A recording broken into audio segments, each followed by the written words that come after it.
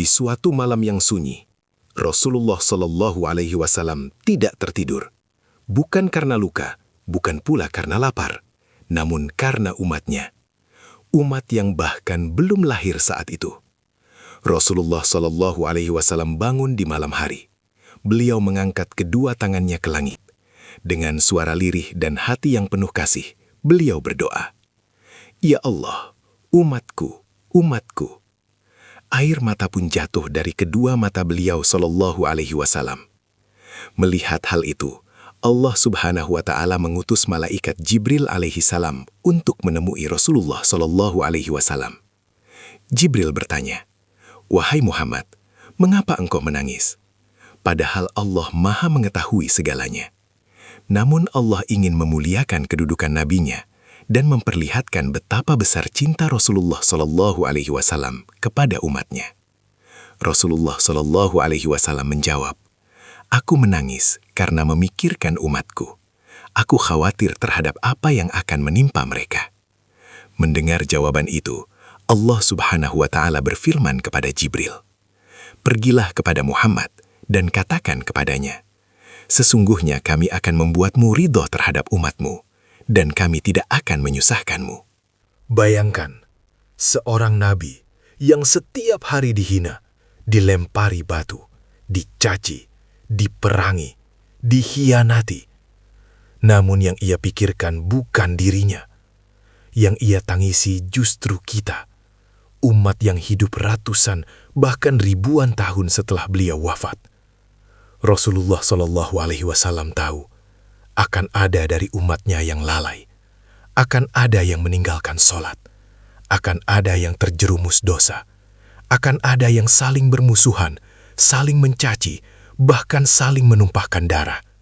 Namun beliau tidak mengutuk, beliau menangis dan berdoa. Dalam hadis lain, Rasulullah Shallallahu Alaihi Wasallam bersabda, "Setiap nabi memiliki doa mustajab yang telah ia panjatkan. Sedangkan aku menyimpan doaku itu sebagai syafaat bagi umatku di hari kiamat."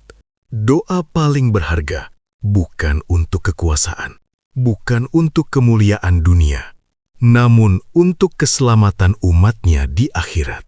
Padahal kelak, di hari kiamat, akan ada umatnya yang berpaling, akan ada yang enggan mengikuti sunnahnya, akan ada yang mengganti ajarannya. Namun Rasulullah Shallallahu Alaihi Wasallam tetap berkata, "Ummati, ummati, umatku, umatku." Allah Subhanahu wa Ta'ala menggambarkan perasaan Rasulullah Shallallahu Alaihi Wasallam dalam Al-Quran. "Sungguh telah datang kepadamu seorang rasul dari kaummu sendiri. Terasa berat olehnya penderitaan yang kamu alami. Sangat menginginkan keselamatan bagimu. Amat belas kasih lagi penyayang terhadap orang-orang beriman."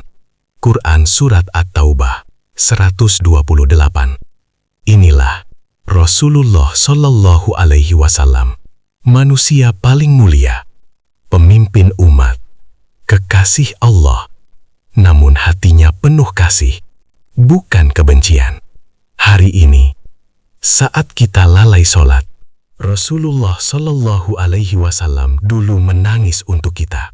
Saat kita sibuk mengejar dunia, Rasulullah Shallallahu Alaihi Wasallam dulu berdoa untuk kita. Saat kita melupakan sunnahnya, Rasulullah Shallallahu Alaihi Wasallam dulu mengkhawatirkan kita. Pertanyaannya sekarang, sudahkah kita membuat Rasulullah Shallallahu Alaihi Wasallam bangga, ataukah justru membuat beliau kembali menangis?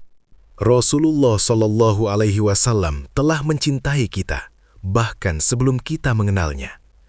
Maka sudah sepantasnya kita membalas cinta itu dengan mengikuti sunnahnya, menjaga sholat, dan memperbaiki akhlak kita. Jika kisah ini menyentuh hati Anda, mari sebarkan, agar semakin banyak yang mengenal betapa besar cinta Rasulullah Shallallahu Alaihi Wasallam kepada umatnya. Karena mengenal Nabi Shallallahu Alaihi Wasallam adalah jalan menuju cinta Allah Subhanahu wa Ta'ala.